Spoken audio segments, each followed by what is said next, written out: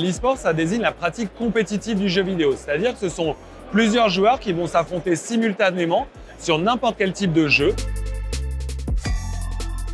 Alors, de par mon expérience, on commence tous le jeu vidéo en tant que joueur occasionnel, dans sa chambre ou en LAN avec des amis. Ça m'a ouvert énormément de portes, que ce soit au niveau culturel, que ce soit au niveau personnel.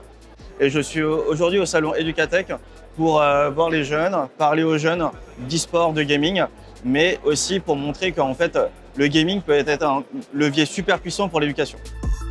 Alors l'e-sport peut bénéficier à l'éducation parce que ça peut développer des compétences. En tout cas, les jeux vidéo requièrent des compétences, qu'elles soient physiques, cognitives ou sociales.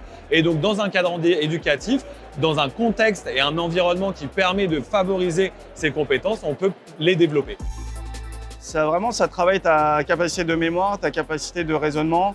Ça te fait également, pour deux types de jeux, travailler en équipe. Ça te fait savoir communiquer avec tes teammates, trouver des solutions tous ensemble.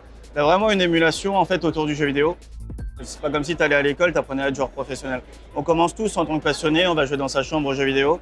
Et aujourd'hui, on a la chance dans les différents jeux vidéo d'avoir un ladder en ligne. Et en réalité, lorsque tu fais tes parties en ligne, tu vas faire partie d'un classement de joueurs avec un classement Elo. Plus tu es bon dans ce classement Elo, plus tu as des chances déjà de te faire repérer par des potentielles équipes.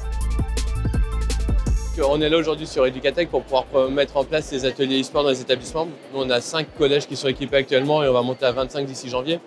Vraiment, l'idée, c'est de partir de la pratique de jeu des élèves et de voir comment les enseignants peuvent se servir des jeux vidéo comme support pédagogique. On a équipé toute une salle de gaming avec des PC de gamers pour leur permettre de jouer à FIFA, Mario Kart, Rocket League, Trackmania, League of Legends. L'objectif, c'est que ça soit animé par un enseignant. En tout cas, motive les élèves à rester dans les établissements scolaires puisque les ateliers qu'on met déjà actuellement en place sur des horaires qui habituellement sont des horaires où les élèves ont plutôt tendance à vouloir rentrer chez eux. En tout cas, ça leur permet de rester dans les établissements. Les bonnes pratiques, c'est aussi d'essayer de faire des pauses actives régulièrement quand on joue aux jeux vidéo. Plus on est jeune, plus d'essayer de faire des sessions assez courtes. Et puis de manière générale, c'est que le jeu vidéo, ça doit s'inscrire dans une pluralité d'activités sportives et culturelles et que ça ne doit pas devenir la seule activité, le seul loisir. On ne veut pas que tous les élèves deviennent joueurs professionnels e-sportifs, mais c'est de permettre à tous les élèves de se projeter dans l'industrie du jeu vidéo.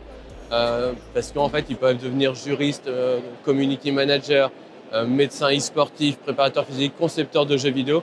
Et c'est leur montrer que tous ces métiers-là, ils doivent acquérir des compétences en maths, en français, en anglais. Et sans ça, ils ne pourront pas y arriver.